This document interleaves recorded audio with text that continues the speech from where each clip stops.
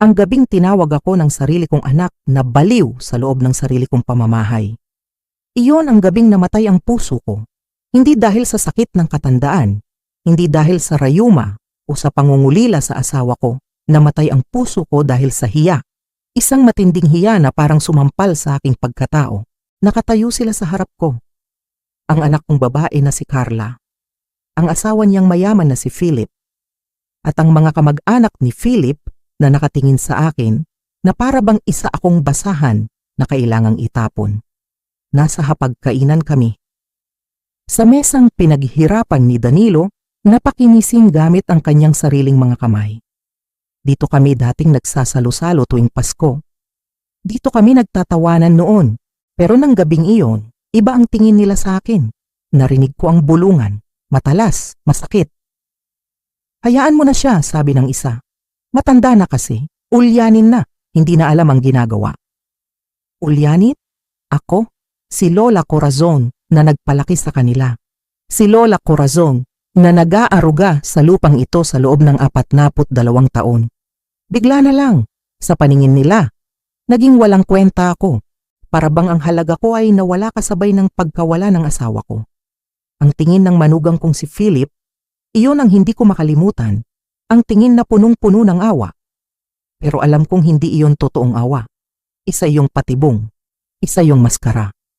Dahil sa likod ng mga mata niya, nakikita ko ang paghuhusga, nakikita ko ang kawalan ng respeto. Para bang sinasabi niya na, tapos na ang oras mo, matanda ka na. Ibigay mo na sa amin ang lahat. Masakit isipin na ang mga taong inalagaan mo, ang mga taong pinakain mo, ang mga taong inuuna mo pa kaysa sa sarili mo. Sila pa ang unang tatalikod sa'yo kapag kailangan mo ng karamay. Wala silang utang na loob.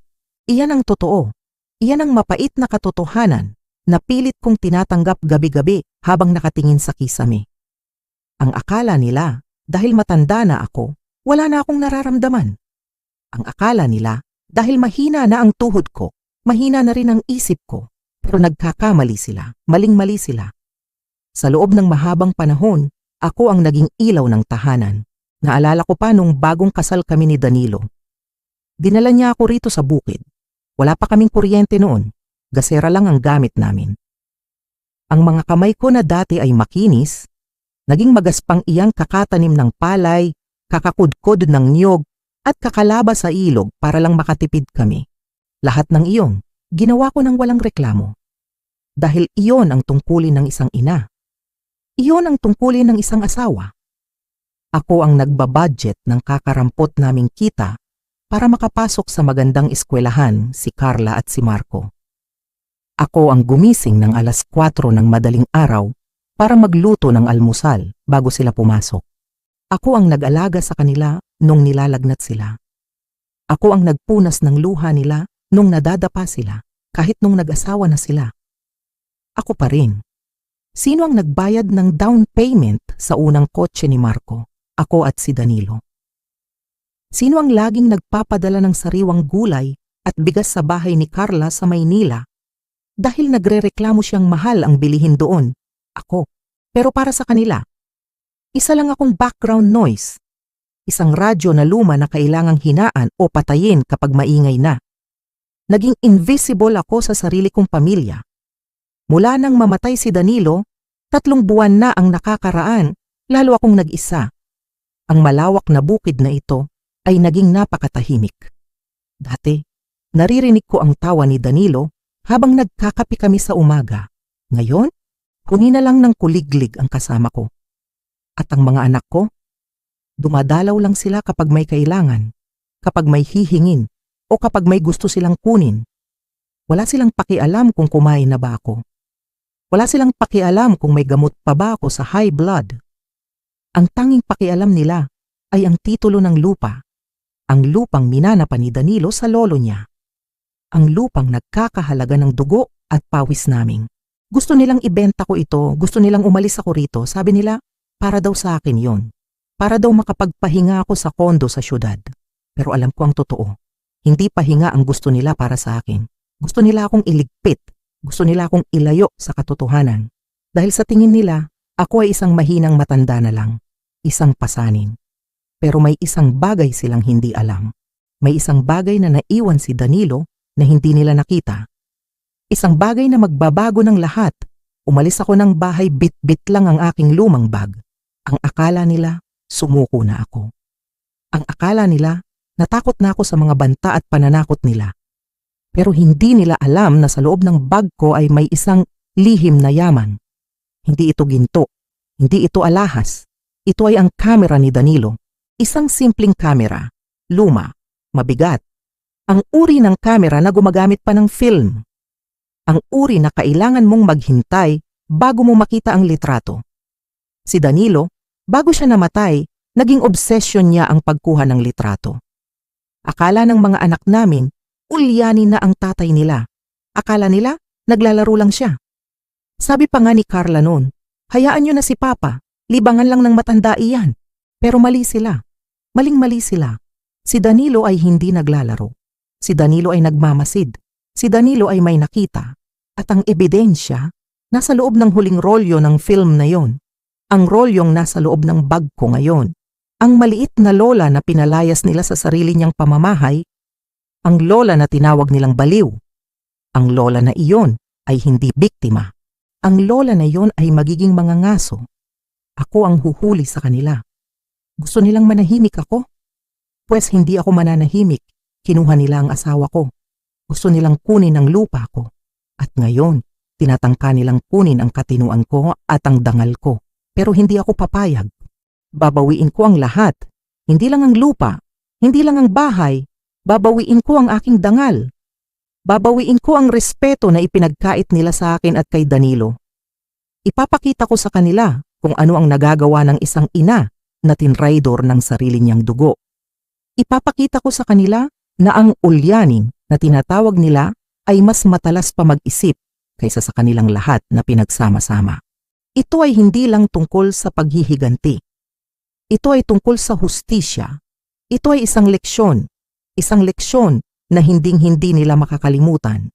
Isang kwento na ikukwento pa nila sa kanilang mga apo balang araw.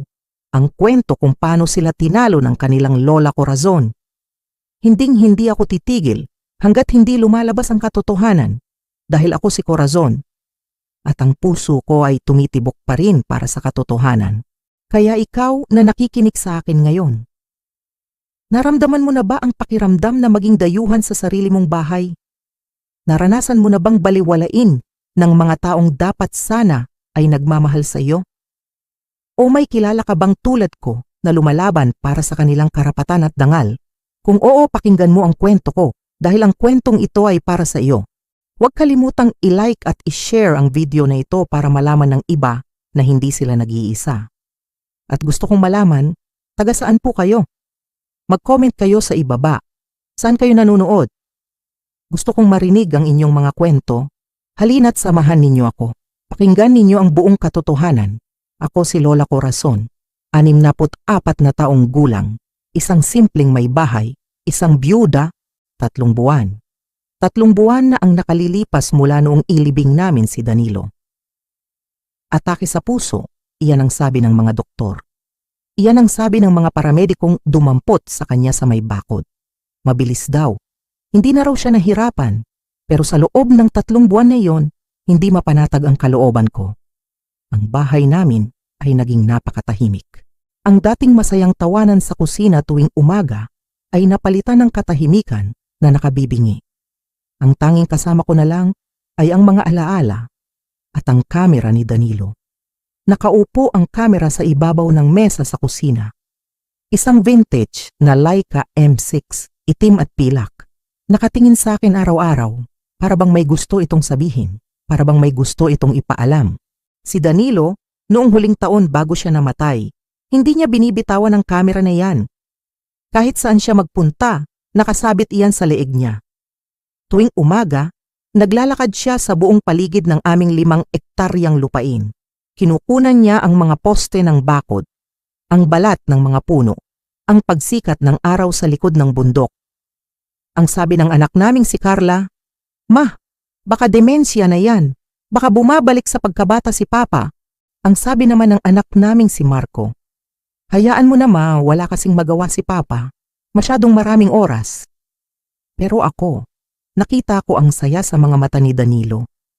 Akala ko, natututo lang siyang makita ulit ang ganda ng mundo pagkatapos ng ilang dekada ng pagbubungkal ng lupa.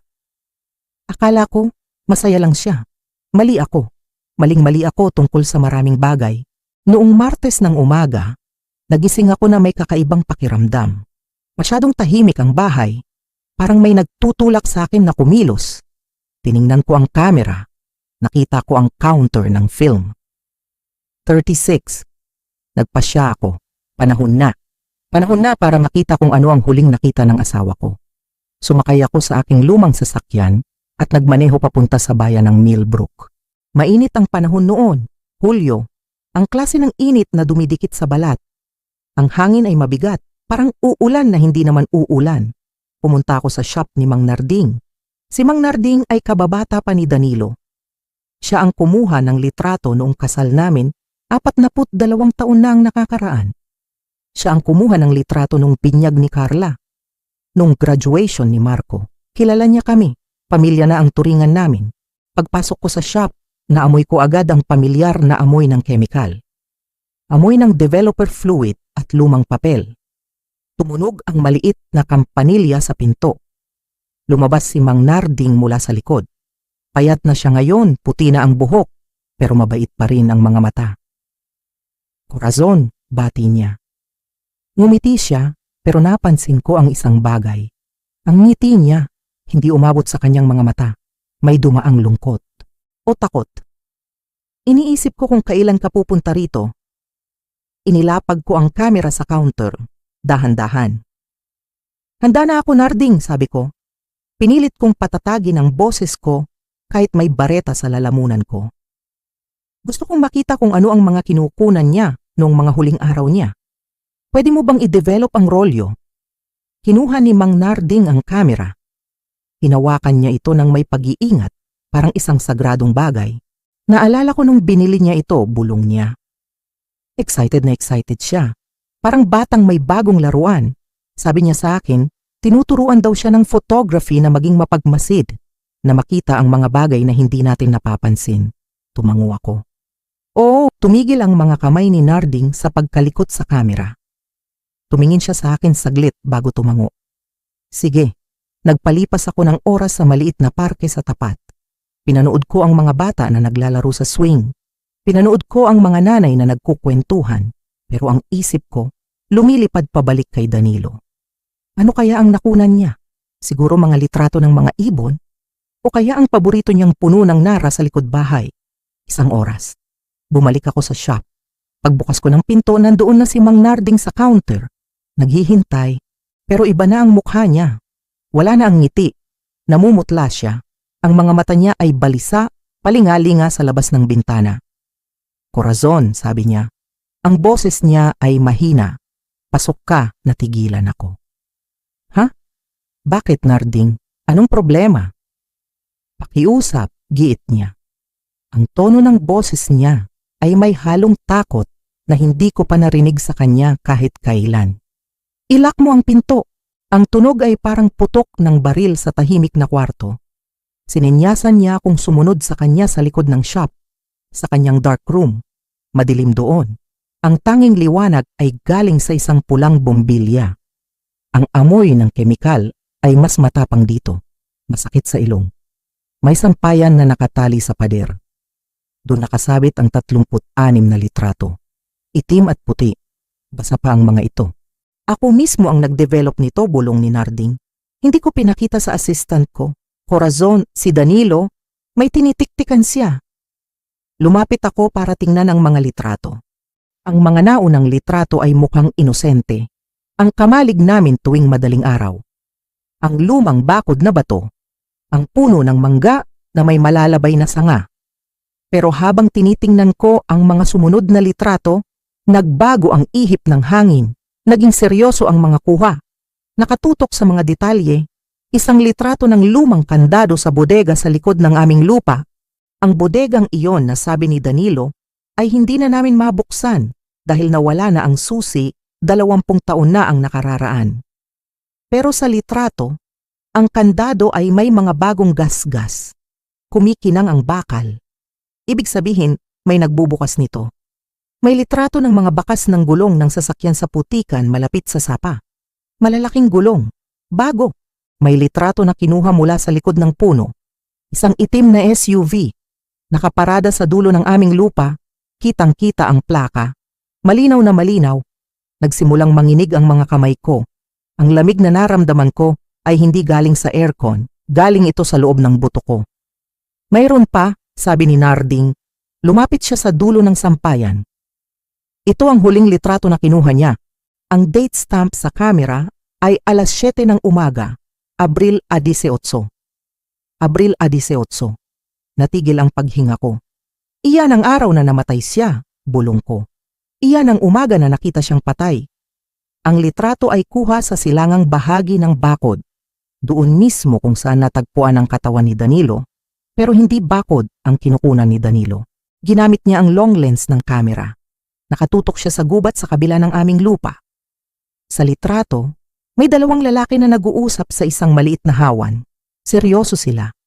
Malapit ang mukha sa isa't isa. Ang isa ay bata pa, siguro nasa 20 anyos. Nakasuot ng itim na jacket kahit mainit ang panahon. Ang isa naman ay mas matanda, disente, nakabarong. Ang buhok ay puti na kumikinang sa sikat ng araw. Kilalang kilala ko ang matandang lalaki. Kahit sa litrato kilala ko ang tindig niya. Si Don Leonardo yan, sabi ko. Halos hindi lumabas ang boses ko. Tumango si Narding ng marahan. Ang mukha niya ay seryoso. Don Leonardo Tuason, ang may-ari ng bangko at ang biyena ng anak mong si Carla. Bumigat ang hangin sa loob ng darkroom. Si Don Leonardo. 6 na taon na naming kilala. Mula nang mapangasawa ng anak niyang si Philip, ang anak kong si Carla. Siya ang Don ng aming bayan. Mayaman, makapangyarihan, nakaupo sa lahat ng komit. Laging nakangiti sa dyaryo. Anong ginagawa niya sa gubat ng alas 7 ng umaga malapit sa lupa namin? Sino yung kasama niya? Tanong ko. Hindi ko kilala, sagot ni Narding. Tinanggal niya ang ipit sa litrato at inabot sa akin. Pero korason, pinacheck ko sa kaibigan ko sa LTO ang plaka ng itim na SUV na nasa litrato. Tumingin siya sa akin ng diretso sa mata. Ang sasakyan ay nakarehistro sa isang kumpanya, Tuason Development Partners. Ang nakalistang may-ari, si Philip Tuason, ang manugang mo. Para akong hinampas ng hollow block sa dibdib. Napahawak ako sa lamesa ni Narding para hindi ako matumba. Ang litrato sa kamay ko ay bahagyang nalukot. Anong ibig sabihin nito, Narding? Hindi ko alam, sagot niya. Pero malinaw na nag-iimbestiga si Danilo. Tingnan mo ang mga ito. Ito ay surveillance. Tinitiktikan niya ang mga aktibidad sa paligid ng lupa ninyo. Ang mga sasakyan, ang bodega, ang mga sikretong pagkikita. Huminga siya ng malalim bago nagpatuloy. At pagkatapos, namatay siya.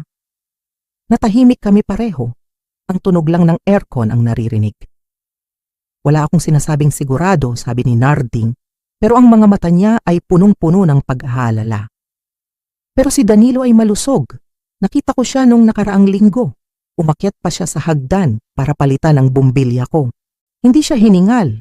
Tapos biglang atake sa puso. Walang history ng sakit sa puso. Kinuha ni Narding ang litrato mula sa kamay ko. Mabilis niyang isinilid ito sa isang malaking brown envelope kasama ang mga negatives. Corazon, makinig kang mabuti sa sasabihin ko. Hinawakan niya ang kamay ko. Mahigpit. Huwag mong ipapakita ang mga litratong ito kahit kanino. Hindi kay Carla, hindi kay Marco, at lalong hindi kay Philip o kay Don Leonardo. Bakit? Tanong ko. Kahit na unti-unti ko nang naiintindihan. Inilagay niya ang envelope sa palad ko. Dahil kung may tinatagong sekreto si Danilo na kailangan nilang itago at kung malalaman ng mga maling tao na hawak mo ang ebidensya, baka ikaw naman ang isunod nila. Nag-atubili siya, pinipili ang mga salita.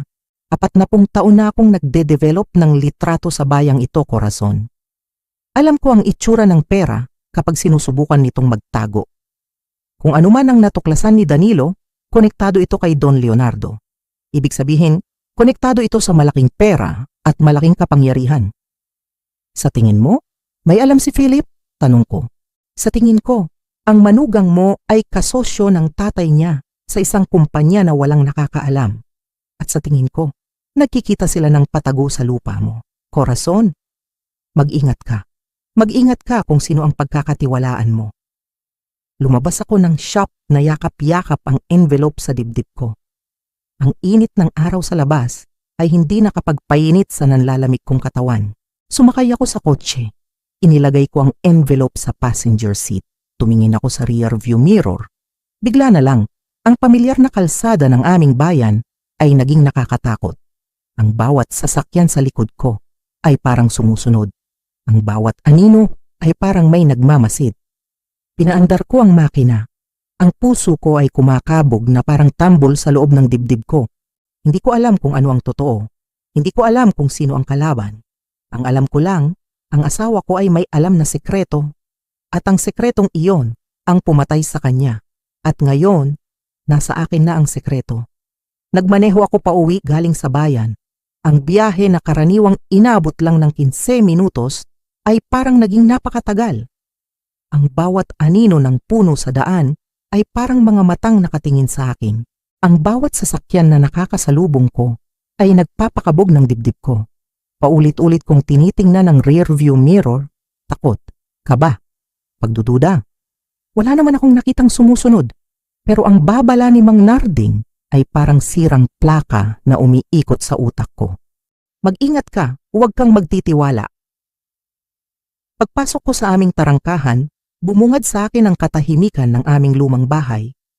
Ang bahay na ito na saksi sa 42 taon ng pagsasama namin ni Danilo.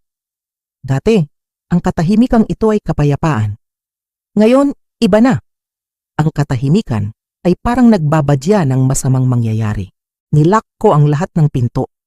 Pati ang mga bintana na bihirang isara dahil gusto namin ng preskong hangin, isinara ko na rin. Hinihingal ako kahit wala naman akong ginawang mabigat. Umupo ako sa mesa sa kusina, ang mesang gawa sa matigas na kahoy ng narra. Dito kami madalas magkape ni Danilo. Dito kami nangarap. At dito ko ngayon bubuksan ang katotohanan. Dahan-dahan kong inilabas ang mga litrato mula sa brown envelope. Ang amoy ng chemical developer ay kumalat sa hangin. Amoy ng katotohanan. Sinimulan kong ilatag ang mga litrato ng sunod-sunod ayon sa pagkakakuha. Ang mga unang litrato ay pamilyar. Ito ang mundo ni Danilo. Ito ang mundo namin. Larawan ng aming kamalig tuwing madaling araw kung saan ang hamog ay nakapambo pa sa mga damo. Larawan ng lumang puno ng mangga sa harap ng bakuran na ang mga sanga ay parang mga braso na gustong yumakap. Larawan ng batong pader na tinayo pa ng lolo niya. Ang bawat bato ay may kwento. Napangiti ako ng mapait. Ito ang asawa ko. Ito ang Danilo na kilala ko. Nakikita niya ang ganda sa mga simpleng bagay. Pero habang umuusad ako sa mga sumunod na litrato, unti-unting nawala ang ngiti sa aking mga labi. Nagbago ang timpla ng mga kuha. Nawala ang ganda. Napalitan ito ng pagmamasid. May mga litrato ng mga gulong. Bakas ng gulong ng malalaking sasakyan sa maputik na parte ng aming lupa malapit sa sapa.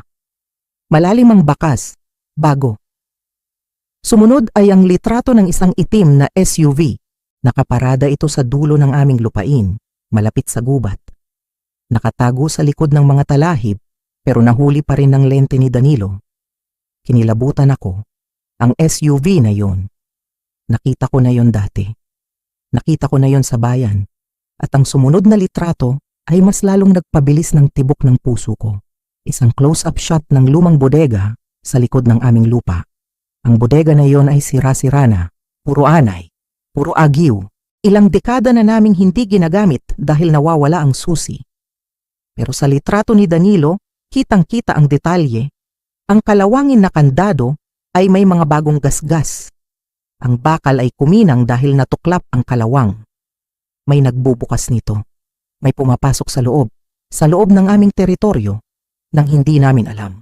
Nanginginig ang mga kamay ko habang inaabot ang huling litrato.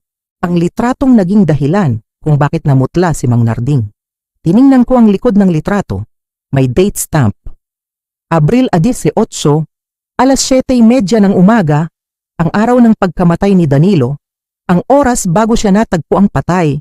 Sa litrato nakatutok ang kamera sa gubat, nakadugtong ng aming lupa. Sa isang maliit na hawan, may dalawang lalaki na nag-uusap. Malapit na malapit ang mukha nila sa isa't isa. Mukhang seryoso, mukhang nagtatalo. Ang isang lalaki ay nakatalikod, bata pa, naka-jacket ng itim. Pero ang kausap niya ay nakaharap. Ang buhok ay puti at maayos ang gupit. Ang suot ay mamahaling barong Tagalog na parang galing sa isang meeting. Ang tindig ay puno ng awtoridad. Nakilala ko siya agad. Kahit malabo ang mata ko, hindi ako magkakamali. Si Don Leonardo Tuazon. Ang Don Leonardo na iginagalang ng lahat. Ang may-ari ng pinakamalaking bangko sa probinsya. Ang ama ng aking manugang. Ang biyenan ng anak kong si Carla. Bakit? Bakit naroon si Don Leonardo sa gubat, sa dulo ng lupa namin, nang ganung kaaga? Bakit siya may kausap na kahina-hinalang lalaki sa araw na namatay ang asawa ko? Biglang pumasok sa isip ko ang sinabi ng mga pulis at doktor. Natural causes. Atake sa puso. Pero ang mga litrato sa harap ko ay sumisigaw ng ibang kwento. Ito ay hindi natural. Ito ay hindi aksidente. Si Danilo ay hindi namatay dahil mahina ang puso niya. Si Danilo ay namatay dahil nakita niya ito. Nakita niya sila. Napatakip ako ng bibig. Ang luha ay nagsimulang tumulo. Hindi dahil sa lungkot, kundi dahil sa takot at galit. Pinatay nila siya. Ang pamilya ng manugang ko. Ang mga taong kasalo namin sa handaan. Ang mga taong tinatawag naming balay. Sila ang may gawa nito. At ngayon, hawak ko ang ebidensya. Hawak ko ang dahilan kung bakit wala na ang asawa ko. At sa sandaling iyon, naramdaman ko ang bigat ng panganib na nakapatong sa balikat ko. Kung kaya nilang patayin si Danilo, kaya rin nila akong patayin. Hindi pa humuhupa ang panginginig ng aking mga kamay nang makarinig ako ng tunog ng mga sasakyan. Hindi lang isa, dalawa. Sumilip ako sa bintana. Isang kulay pilak na Mercedes-Benz at isang malaking Ford Ranger na truck. Pamilyar na mga sasakyan, ang anak kong si Carla, ang asawa niyang si Philip, at ang anak kong lalaki na si Marco. Mabilis kong tinago ang envelope sa ilalim ng mga dyaryo sa ibabaw ng refrigerator. Pinilit kong ayusin ang sarili ko. Pinunasan ko ang luha. Huminga ako ng malalim. Normal lang, Cora. Umakto ka ng normal, bulong ko sa sarili ko. Pagbukas ko ng pinto, nakita ko si Carla na nakatayo sa beranda. Maganda ang bihis. Nakadisenyador na damit, may hawak na mamahaling bag. Sa likod niya ay si Philip, ang manugang ko. Gwapo, makisig, amoy mayaman. At si Marco ang bunso ko, na parang laging pagod at balisa. "Nay!" bati ni Carla sabay beso sa pisngi ko. Ang halik niya ay dampi lang, malamig. Walang init ng pagmamahal. Kanina pa kami tumatawag sa telepono, hindi mo sinasagot. Nasa bayan ako, sagot ko. May inasikaso lang. Pumasok sila sa bahay nang hindi nag-aalis ng sapatos. Ang putik sa kanilang mahal na sapatos ay dumikit sa sahig na kinukuskus ko araw-araw. Pero hindi ako umimik. Dumiretso si Philip sa kusina. At doon, ginawa niya ang isang bagay na nagpainit ng dugo ko. Umupo siya sa kabisera. Sa upuan ni Danilo. Sa loob ng 42 taon, walang ibang umuupo diyan kundi ang asawa ko. Kahit nung namatay siya, nanatili iyang bakante bilang respeto. Pero si Philip, umupo siya roon ng walang pasabi, humila ng upuan, at inilagay ang kanyang cellphone sa mesa na parang siya na ang bagong hari ng bahay na ito. "Maupo kayo, Nay," sabi ni Philip. Siya pa ang nag-alok sa akin sa sarili kong bahay. Umupo ako sa tapat niya. Si Carla at Marco ay naupo sa sofa, parang mga bisita sa isang business meeting. "Anong sadya niyo?" tanong ko. "Hindi kayo pupunta rito ng sabay-sabay kung walang problema." Ngumiti si Carla. Yung ngiti na ginagamit niya kapag may gusto siyang hingin nung bata pa siya. "Wala namang problema, Nay. Sa totoo lang may maganda kaming balita. Good news talaga." Tumingin siya kay Philip. Tumango ang manugang ko. "Nay Corazon," panimula ni Philip. Ang boses niya ay malambing pero parang boses ng ahas. "Nag-usap kami ni Papa, si Don Leonardo. Alam niya kung gaano kahirap para sa inyo ang maiwan mag-isa rito sa napakalaking farm. Ang daming inaasikaso, ang daming gastusin. At sa edad nyo, dapat nagpapahinga na lang kayo. Alam ko na kung saan ito papunta. Kaya nag-o-offer si Papa, patuloy ni Philip. Gusto niyang bilhin ang lupa, ang buong 5 ektarya. Tumigil siya para tingnan ang reaksyon ko. Nanatili akong blangko. Magkano? Tanong ko. Lumaki ang ngiti ni Philip. 100 milyong piso, cash. 100 milyon, napakalaking halaga. Sa probinsya namin, ang halagang iyon ay pwede nang bumili ng kahit ano. Pwede kang bumili ng mansyon. Pwede kang bumili ng mga bagong sasakyan. Pwede kang mabuhay na parang reyna hanggang sa mamatay ka. Narinig ko ang pagsinghap ni Marco sa gilid. Nakita ko ang ningning sa mata ng anak kong lalaki. Alam kong baon siya sa utang sa kanyang construction business. Alam kong kailangan niya ng pera. 100 milyon, Nay, sabat ni Carla. Isipin mo yon, makakabili ka ng magandang kondo sa syudad. Malapit sa ospital, malapit sa mall. May aircon. Hindi mo na kailangan mag-alala kung babagyuhin ang palay. Tiningnan ko sila isa-isa. Ang tingin nila sa akin ay parang nakakita sila ng ginto. Hindi nila nakikita ang nanay nila. Ang nakikita nila ay ang komisyon nila, ang mana nila. Hindi ko kailangan ng kondo, sabi ko ng mahinahon. Ito ang bahay ko. Dito ako dinala ng tatay nyo noong kinasal kami. Dito kayo lumaki. Ang bawat puno rito, ang tatay nyo ang nagtanim. Ang bawat poste ng bakod, siya ang nagbaon. Nay naman, iritableng sabi ni Carla. Lupa lang yan. Pera na yan o. Doble pa sa presyo ng bentahan sa merkado. Bakit tatanggihan mo pa? Si Don Leonardo na nga ang nagmamagandang loob. Bakit nga ba? Tanong ko kay Philip. Tinitigan ko siya sa mata. Bakit gustong bilhin ng tatay mo ang lupang ito sa dobleng presyo? Lupa lang naman ito, di ba? Bukid lang, walang espesyal. Nagkatinginan si Philip at Carla. Isang mabilis na tinginan. Isang tinginan na puno ng lihim. Dahil pamilya tayo, sagot ni Philip. Mabilis. Gusto ni Papa na makasiguro na nasa maayos kayo. Kasunungalingan. Hindi ito tulong. Ito ay suhol. Ito ay bayad para tumahimik ako. Bayad para umalis ako sa lupang may tinatagong yaman. Hindi ko ibebenta ang lupa, sabi ko ng mariin. Kahit bilyon pa ang ibayad ninyo. Ito ang pamana ni Danilo at dito ako mamamatay. Nang bitawan ko ang salitang hindi, nagbago ang ihip ng hangin sa loob ng kusina. Ang kaninang malambing ng ngiti ni Philip, naglaho. Ang mukha ni Carla na puno ng pag-aalala, napalitan ng inis. Tumayo si Philip at sa tangkad niya, pakiramdam ko ay biglang lumiit ang kusina namin. Nilapitan niya ako. Hindi siya sumigaw, pero ang boses niya ay naging malamig, mas malamig pa sa bakal. Nay Corazon, sabi niya. Huwag na po tayong maging matigas ang ulo. Time sensitive ang offer na ito. May ibang investments na tinitingnan ng tatay ko. Kailangan namin ang sagot nyo sa loob ng linggong ito. Nasagot ko na, sabi ko nakatingala sa kanya. Hindi ako nagpatinag. Ang sagot ay hindi. Bumuntong hininga si Philip. Parang nawawalan na ng pasensya sa isang makulit na bata. Alam nyo, Nay, sabi niya, habang inaayos ang kanyang mamahaling relo. Nag-aalala lang talaga kami kasi delikado ang buhay dito sa bukid para sa nag-iisa. Malayo ang kapitbahay, walang security guard. Yumuko siya ng kaunti para magpantay ang mukha namin. Alam niyo naman ang mga may edad, lapitin ng disgrasya.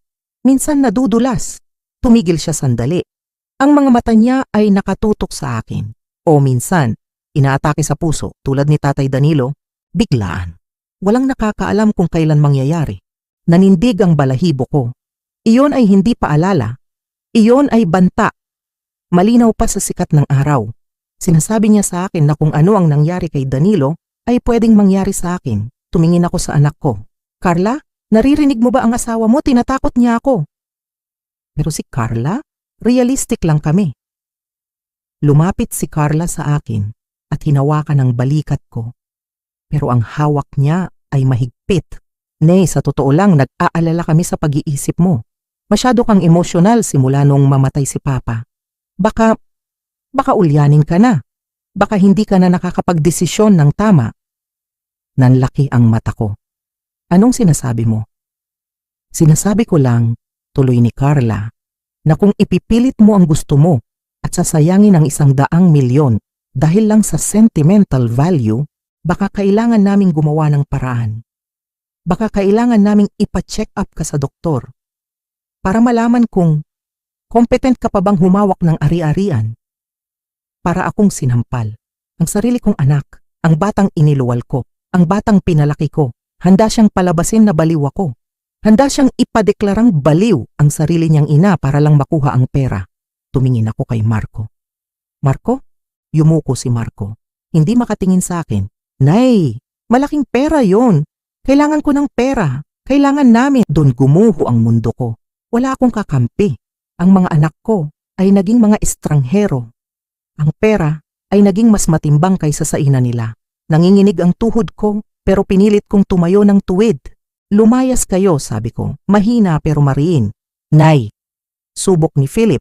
Lumayas kayo. Sigaw ko. Ang boses ko ay umalingaw-ngaw sa buong bahay. Lumayas kayo sa pamamahay ko. Hanggat humihinga ako, aking ito. Tumayo si Philip. Inayos ang kanyang polo. Sige, Nay. Aalis kami. Pero babalik kami sa Makalawa. At sana sa pagbalik naming natauhan na kayo. Dahil kung hindi, mapipilitan kaming gawin ang ayaw naming gawin. Umalis sila. Rinig na rinig ko ang tunog ng kanilang mga sasakyan habang papalayo. Naiwan akong nakatayo sa gitna ng kusina, mag-isa. Nanginginig. Ang pamilya ko ay wala na. Ang mga anak ko ay wala na. Ang natitira na lang sa akin ay ang katotohanan. At ang ebidensya na iniwan ni Danilo. Kailangan ko ng lakas. Kailangan kong malaman ang lahat. Ilang oras akong nakatulala pagkaalis nila. Pero nang magsimulang lumubog ang araw, naalala ko ang litrato, ang lumang bodega, ang bagong gas-gas sa kandado. Kinuha ko ang flashlight ni Danilo.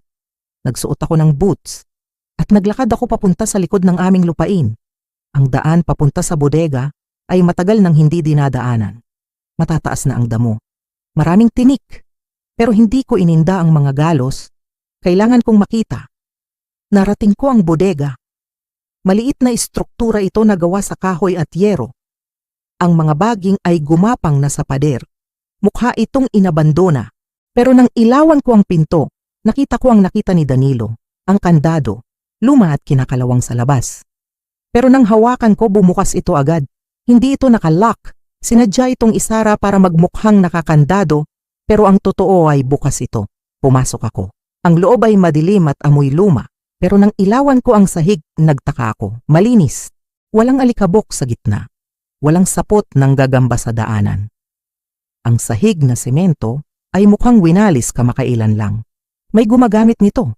May pumapasok dito. Para saan? Walang laman ang bodega kundi ilang lumang kagamitan sa bukid.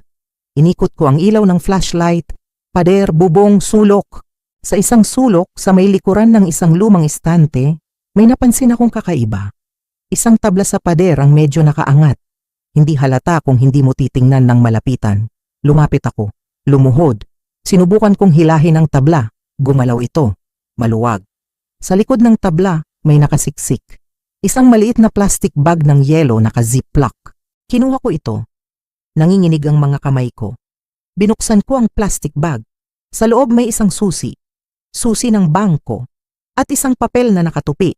Binuksan ko ang papel. Napatakip ako ng bibig. Ang sulat kamay. Pamilyar na pamilyar. Ang sulat kamay ng asawa ko. Ang mga letrang nakita ko sa mga love letter niya noon at sa mga listahan ng grocery. Binasa ko ang sulat sa ilalim ng liwanag ng flashlight. Cora, mahal ko, kung nababasa mo ito, ibig sabihin ay nangyari na ang kinakatakutan ko. Ibig sabihin, wala na ako.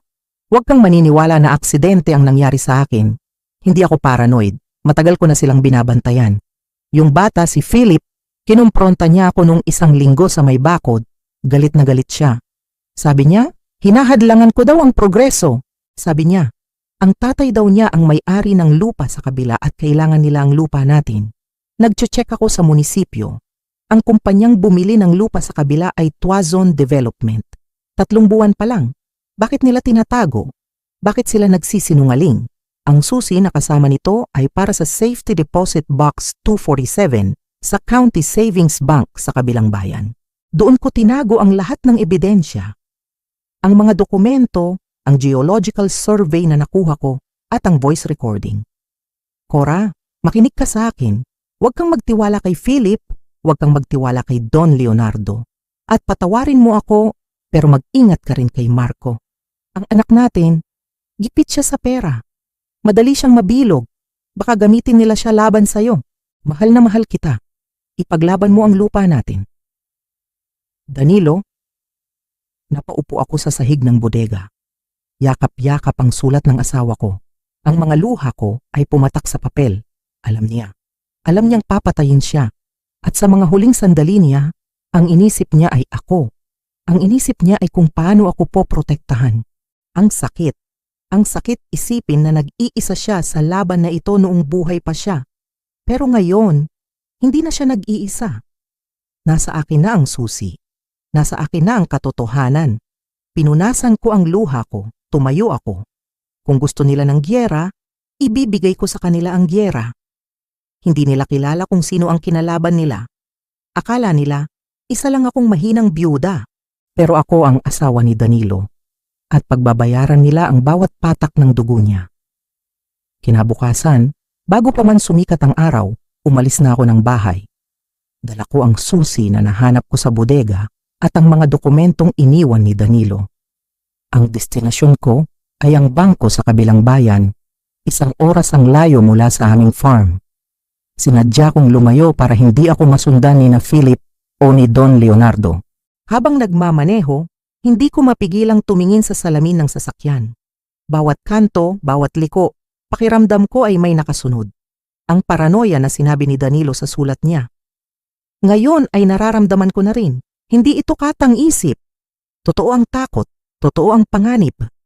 Pagdating ko sa bangko, nanginginig pa ang tuhod ko habang papalapit sa teller. Ipinakita ko ang susi at ang death certificate ni Danilo. Ang babae sa counter ay tumingin sa akin ng may pagtataka, pero sinamahan niya rin ako sa vault room. Box 247, sabi niya sabay turo sa isang maliit na kahon na bakal. Iiwan ko muna kayo, Mrs. Nang marinig ko ang click ng pagsara ng pinto, naiwan akong mag-isa kasama ang huling habilin ng asawa ko. Binuksan ko ang kahon, mabigat. Sa loob may 3 makakapal na folder at isang maliit na digital voice recorder. Kinuha ko ang unang folder. Geological Survey, ang nakasulat sa ibabaw. Binasa ko ang laman kahit hirap ang mata ko sa maliliit na letra. Puro technical na salita. Natural gas deposits, high-grade minerals, extraction rights. Nanlaki ang mata ko. Ang lupa namin, ang lupang tinataniman lang namin ng palay at niyog sa loob ng maraming dekada, ay nakatuntong pala sa isang minahan ng ginto. Hindi literal na ginto, kundi natural gas, enerhiya. Sa dokumento, nakasaad na ang deposito ng gas ay nasa ilalim ng lupa namin at tumatagos hanggang sa gubat na nabili na ng Tuason Development. Pero may problema sila. Hindi nila makukuha ang yaman sa ilalim ng gubat kung hindi sila dadaan sa lupa ko. Ang farm namin ang pintuan. Kung wala ang susi sa pintuan, walang silbi ang yaman sa loob. Kaya pala atat na atat silang makuha ang pirma ko. Ang halaga ng gas sa ilalim ay bilyon-bilyon. Ang ibinabayad nila sa akin ay barya lang kumpara sa kikitain nila. Binuksan ko ang pangalawang folder at dito halos tumigil ang tibok ng puso ko. Isang life insurance policy, nakapangalan kay Danilo. Ang halaga? 50 milyong piso. Ang petsa ng pagpirma. 8 buwan na ang nakakaraan, pero ang nakalagay na beneficiary, hindi ako. Ang nakalagay ay sina Carla Tuason at Marco de los Santos. At ang nag-aproba ng policy, Millbrook Bank and Trust. May nakapait na sulat sa likod ng policy, isang kontrata. Nakasaad dito na ang insurance na ito ay magiging bisa at babayaran ng buo, kapalit ng pagpayag ni Danilo na ibenta ang lupa sa fair market value na mababa pa sa presyo ng merkado. Suhol. Isa itong suhol. Ginamit nila ang mga anak namin. Sinubukan nilang silawin si Danilo. Ibenta mo ang lupa at bibigyan namin ng milyon-milyon ang mga anak mo kapag namatay ka. Pero kilala ko ang asawa ko. May dangal siya.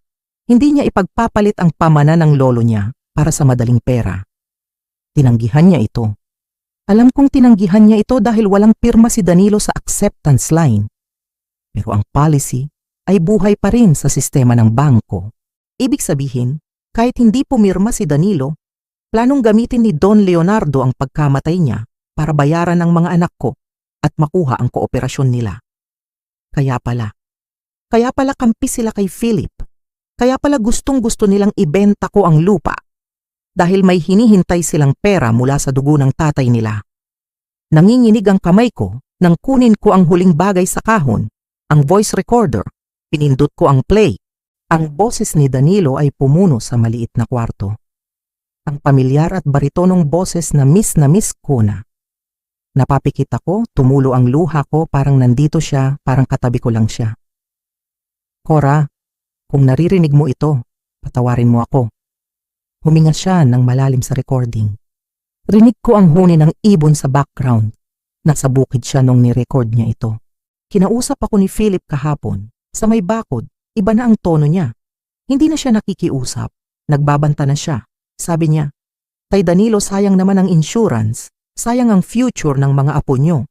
Ang mga matatanda mabilis mawala. Isang pitik lang, pwedeng atakihin sa puso. Tumawa siya, Cora. Tumawa siya na parang demonyo. Tumigil ang recording sandali. Tapos, nagsalita ulit siya.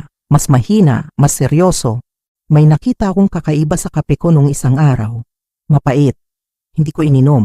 Pero natatakot ako, Cora. Baka sa susunod hindi ko na mapansin. Kung may mangyari man sa akin, alamin mo na si Philip at si Don Leonardo ang may gawa. At ang mga anak natin, Diyos ko, Cora, bulag sila sa pera, protektahan mo ang sarili mo. Namuno ang katahimikan sa kwarto pagkatapos ng recording. Pinatay nila siya. Hindi ito hinala lang. Hindi ito conspiracy theory. Narinig ko mismo sa bibig ng asawa ko. Pinagbantaan siya. At ilang araw pagkatapos noon, natagpuan siyang patay. Ang galit na naramdaman ko ay hindi gaya ng anumang galit na naramdaman ko noon. Ito ay malamig. Ito ay matalas. Inilagay ko ang lahat ng ebidensya sa aking bag. Lumabas ako ng bangko na ibang tao na.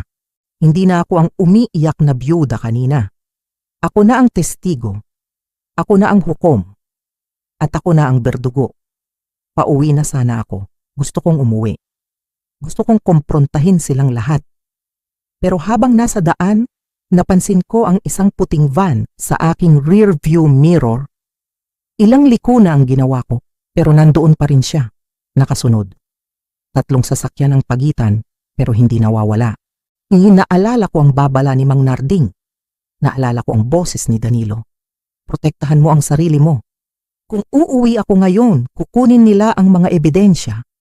Baka patayin nila ako at palabasing aksidente o suicide dahil sa depresyon. Hindi ako pwedeng umuwi. Nanginginig ang kamay ko pero tinawagan ko si Mang Narding. Narding, sabi ko, may sumusunod sa akin. Kailangan ko ng tulong. Huwag kang uuwi, Cora, sagot ni Narding agad. Ang boses niya ay tensyonado. Alam na nila na pumunta ka sa bangko. May espiya sila doon. Pumunta ka sa Maynila. Ngayon din. May nulungan ko siya noon sa isang kaso. Siya lang ang makakalaban kay Don Leonardo. Hinihintay ka na niya. Wala akong nagawa. Iniliko ko ang sasakyan papunta sa expressway. Palayo sa bahay ko. Palayo sa lupa ko. Habang bumabiyahe ako, tumunog ang cellphone ko. Isang mensahe mula sa isang unknown number. Binuksan ko. Isang litrato. Litrato ng isang dokumento galing sa korte. Petition for guardianship. Binasa ko ang nilalaman habang nakahinto sa traffic light. Ang mga anak ko, sina Carla at Marco, ay naghain ng petisyon sa korte. Hinihiling nila na ideklara akong mentally incompetent o wala ng kakayahang mag-isip ng tama. Ang dahilan? Matinding depresyon, paranoia, at senile dementia. At ang nakalagay na petitioner, ang mga anak ko mismo, nilagdaan nila. May pirma ni Carla, may pirma ni Marco, napahawak ako sa manibela ng mahigpit. Halos dumugo ang palad ko, ang sarili kong dugo at laman. Ang mga batang pinalaki ko, pinakain, pinag-aral. Sila pa ang nagdeklara sa buong mundo na baliw ako. Sila pa ang gustong magkulong sa akin sa isang mental hospital para lang makuha nila ang lupa at ang pera ni Don Leonardo.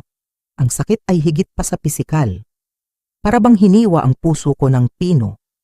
Tinaksil ako ng asawa ng anak ko. Tinaksil ako ng biyenan ng anak ko. Pero ang pinakamasakit, tinaksil ako ng mga anak ko mismo. Wala na akong pamilya. Ang mga taong ito ay hindi ko nakilala. Pinahid ko ang luha sa pisngi ko.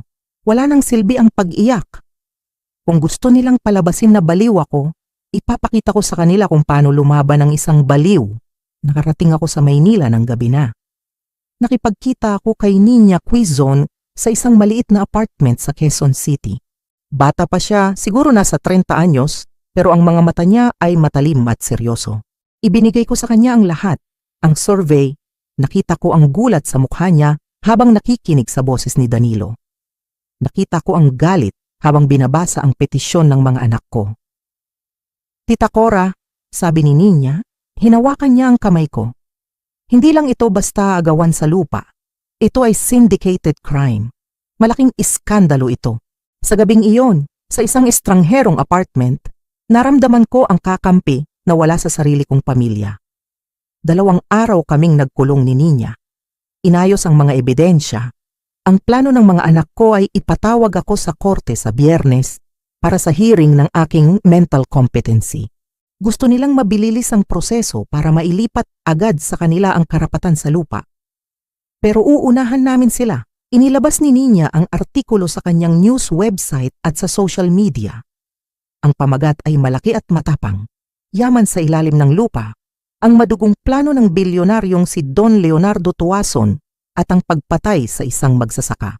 Kasama sa artikulo ang lahat, ang litrato ng sekretong pagkikita sa gubat, ang kopya ng geological survey na nagpapatunay na may gas sa ilalim ng lupa namin, ang kopya ng insurance policy na ginawang suhol sa mga anak ko, at ang pinakamatindi, ang audio clip ng boses ni Danilo na nagsasabing pinagbantaan siya ni Philip. Sa loob lang ng ilang oras, sumabog ang balita. Naging viral ito, libo-libong shares, libo-libong comments. Ang buong Pilipinas ay nagising sa kwento ng isang byuda na inaapi ng mayayamang land grabber at tinatraidor ng sariling mga anak. Nagbasa ako ng mga komento. Grabe naman ang mga anak na yan, walang utang na loob. Boycott Tuason Bank, laban Lola Cora. Pagsapit ng tanghali, tumawag ang NBI, National Bureau of Investigation. Ipinag-utos ng Department of Justice ang agarang investigasyon. Ang kaso ng pagkamatay ni Danilo ay muling bubuksan. Hindi na ito natural causes. Ito ay potential homicide.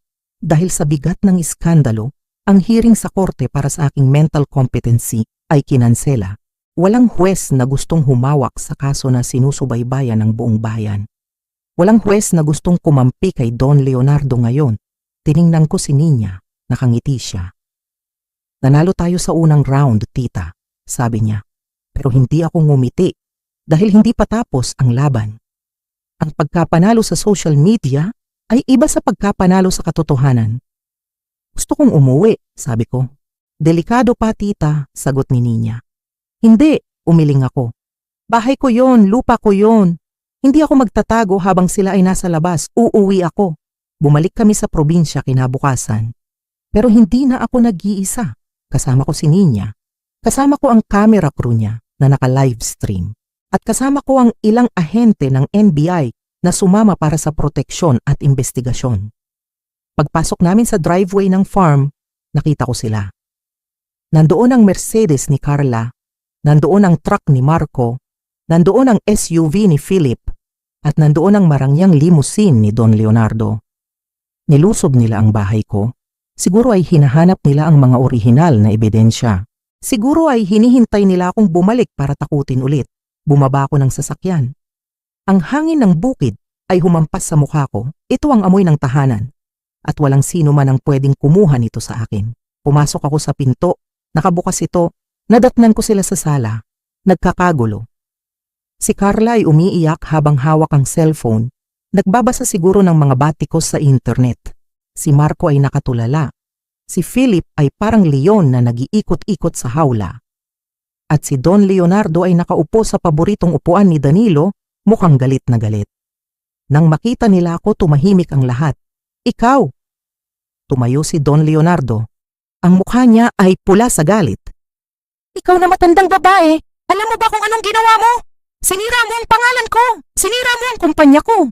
Sinira niyo muna ang pamilya ko, sagot ko ng mahinahon. Pinatay niyo ang asawa ko. Wala kang ebidensya, sigaw ni Philip. Lumapit siya sa akin na parang sasaktan ako, pero hinarang siya ng mga ahente ng NBI. Natigilan siya. Namutla nang makita ang mga badge. May ebidensya ako, sabi ko. At meron pa kaming nahanap. Tumingin ako kay Don Leonardo. Gagamitin ko ang huling baraha ko. Yung bodega sa likod, sabi ko. Yung bodegang pinasukan niyo para itago ang mga gamit niyo. Yung bodegang nilagyan niyo ng bagong kandado. Nakita ko ang pagkabigla sa mata ni Philip.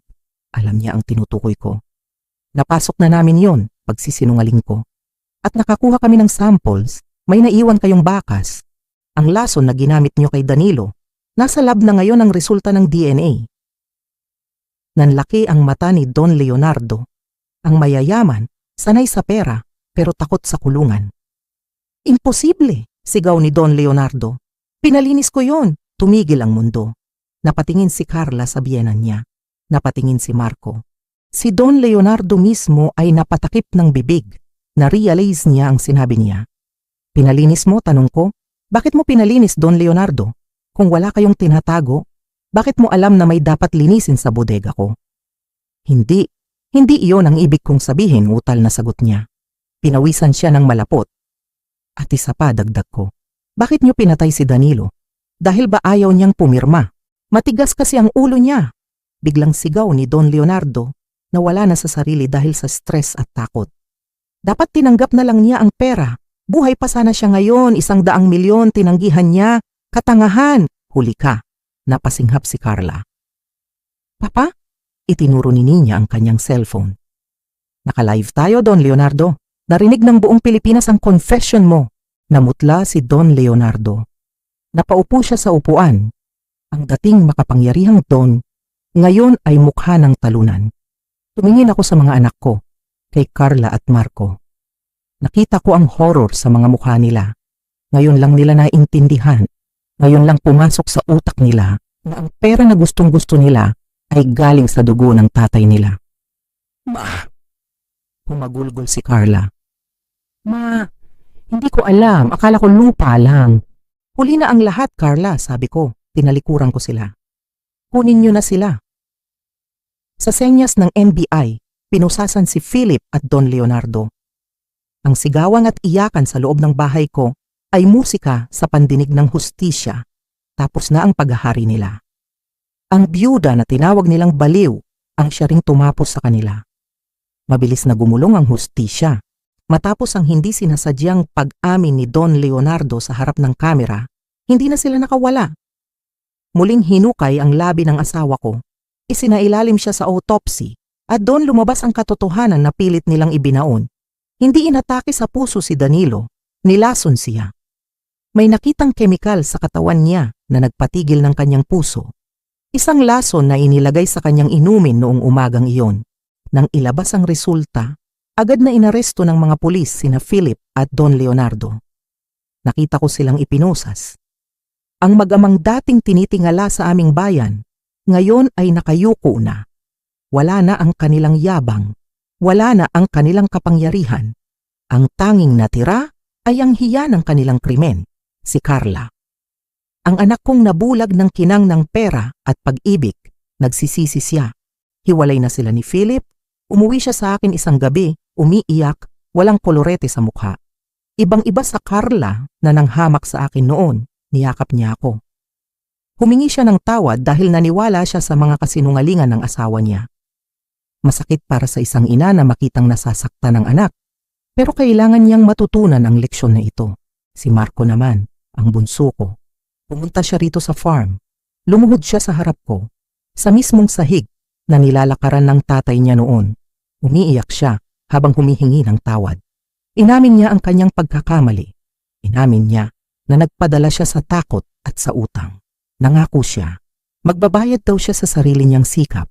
Hindi na siya aasa sa madaling pera. Hindi na siya aasa sa mana. Magtatrabaho siya ng marangal, gaya ng tinuro sa kanya ng tatay niya. Napanatili ko ang lupa. Ang lupang minana ni Danilo, ang lupang gusto nilang nakawin. Akin pa rin ito. At mananatili itong amin. Payapa na ang kaluluwa ng asawa ko. Nararamdaman ko iyon tuwing umaga habang nagkakape ako sa beranda. Wala na ang bigat sa dibdib ko. Wala na ang takot na baka may sumusunod sa akin. Pasko. Dumating ang Pasko. Ang unang Pasko na wala si Danilo. Dumating ang mga anak ko, si Carla at si Marco. Kumatok sila sa pinto.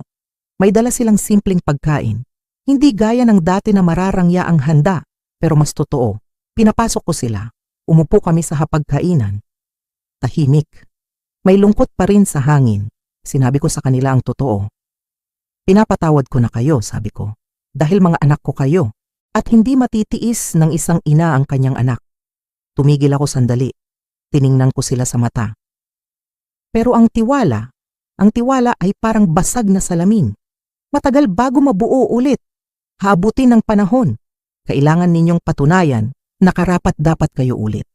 Tumango sila. Naiintindihan nila. At iyon ay sapat na sa ngayon. Natapos ang gabi ng payapa. Nang makaalis na sila, tumayo ako sa harap ng litrato ni Danilo. Ang litratong kuha ni Mang Narding noong kasal namin. Napangiti ako. Ako si Lola Corazon. Ang babaeng inakala nilang mahina. Ang babaeng tinawag nilang ulyanin. Ang babaeng akala nila ay madaling takutin. Nagkamali sila. Dahil sa likod ng kulubot na balat at puting buhok ay ang puso ng isang asawa na handang gawin ang lahat para sa hustisya. Ako ang nagtanggol sa katotohanan. At ako ang nanalo. Hinding-hindi na nila ako muling mamaliitin. Dahil ngayon, alam na nila. Ang ilaw ng tahanan, kapag sinubukang pundihin, ay pwedeng maging apoy na tutupok sa kasamaan. Ito ang kwento ko. At ito ang aking tagumpay.